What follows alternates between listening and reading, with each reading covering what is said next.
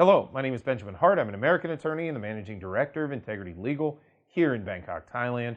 As the title of this video suggests, we're discussing certificates of entry, and haven't discussed this much in the last few months, quite frankly, because it really was kind of moving, things were just ticking along. We were assisting folks, and we were seeing things move along fairly smoothly with respect to immigration into Thailand. And then in the past few weeks, we've been receiving correspondence from clients as well as from folks who are not our clients, folks that watch this channel, folks that just contact us about certificates of entry, and most notably about, quite frankly, how, for lack of a better term, how inefficient and how obtuse they are. There's really no other word for it. For those who are unaware, prior to March of 2020, these certificates of entry did not exist. They came about and were promulgated in the aftermath of the emergency decree, March, I think, 26, 2020, with respect to the lockdown and everything associated with coronavirus at the time.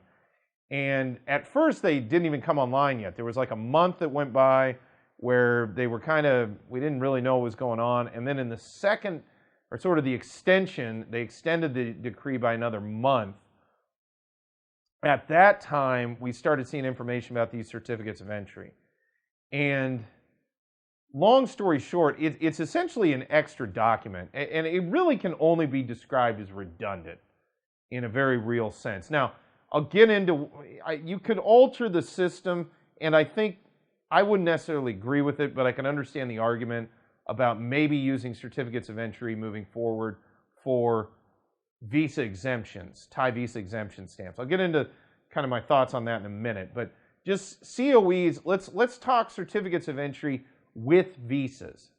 Okay, so we're talking, you've got a Thai visa, you're looking to come to Thailand, now you got to deal with this certificate of entry.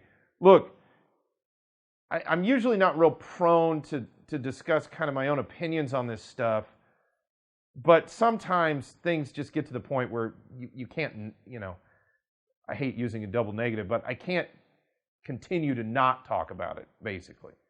So, if you have, for example, a retirement visa, you go ahead and get your OA retirement visa from abroad, and then you're looking to come to Thailand, you've still got to deal with a certificate of entry on top of the visa.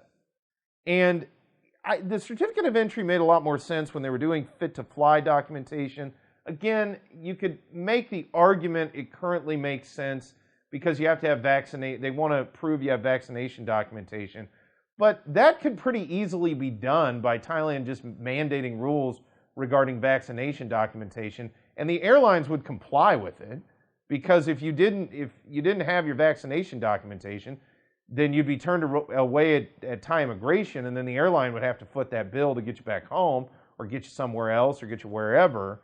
They're not going to want to do that, and so they will essentially sort of impose their own policy where they say, look, if you're going to Thailand, you don't have vaccination documentation or documentation related to not having this disease, then we're just not going to let you on the plane. They could do that pretty easily. So it calls into question, especially in light of having a visa. If you have a visa, I think there's a good argument to be made that the COE is kind of unnecessary. Now, beyond kind of, is unnecessary at this point, that it really doesn't serve any really good function at this point if you've got a visa. Now, if you have a visa exemption, I can see where maybe a COE makes some sense. I think it's probably bad overall for tourism policy long term to keep this COE scheme going, because I think it's going to put off a lot of potential tourists to Thailand. That's just one man's opinion, remains to be seen. With respect to the COE, when we first started doing videos on the COE, on the certificate of entry, I compared it to the ESTA program. That's the Electronic System for Travel Authorization to the United States. And it is similar, but again, ESTA is used for folks that have the visa waiver program, people that are not using a visa to go to America. If you have a visa to go to the United States, you don't use ESTA. It'd be redundant. There'd be no purpose to that. Well, a good argument could be made with respect to the Thai system that, yeah, if you've already got a visa, what's the point of going through this COE system? On top of that, and getting back to what we've been hearing and feedback, and frankly, what we've been dealing with our own clients, this COE system, it ain't great. There really isn't any other word for it.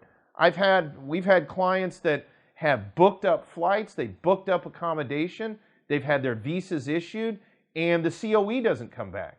And we try to contact folks, and we try to get in touch with Ministry of Foreign Affairs, try to get in touch with the embassies, and not a lot of real good feedback is given.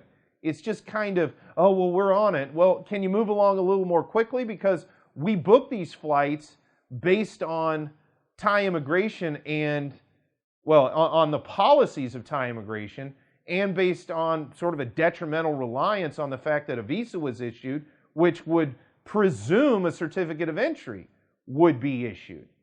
And then to have to backtrack and make changes to travel plans based on COE non-issuance, that can result in costs.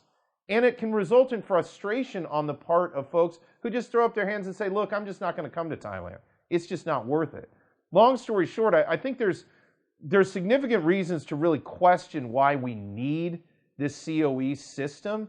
And the way that it's working right now, it's really becoming problematic. And if it continues like this, I mean, who's going to want to come to a country that you have to go through a visa process, and then you might not be able to get an entry certificate even after you've made all your reservations and all your plans? In the case, to compare again back to the American immigration system, when you're dealing with getting a visa to the United States, they tell you in email correspondence, don't make any irrevocable travel arrangements until you have visa in hand. Because until that time, it's not a foregone conclusion you're going to get in, and they don't want to have to deal, sort of with the blowback, for lack of a better term, from the public if they've made a bunch of travel accommodations and a visa doesn't come through. Well, you can make the same argument for COEs. It's not good policy to let foreign people who are trying to come to your country, come to our country, come to Thailand, and spend some money and have a good time and vacation here, and have gone out of their way to go through the process of getting a visa and dealing with the certificate of entry, only to then have to change up their plans, essentially because of government inefficiency on the part of whoever is reviewing and dealing with these COEs. Because that's what's happening.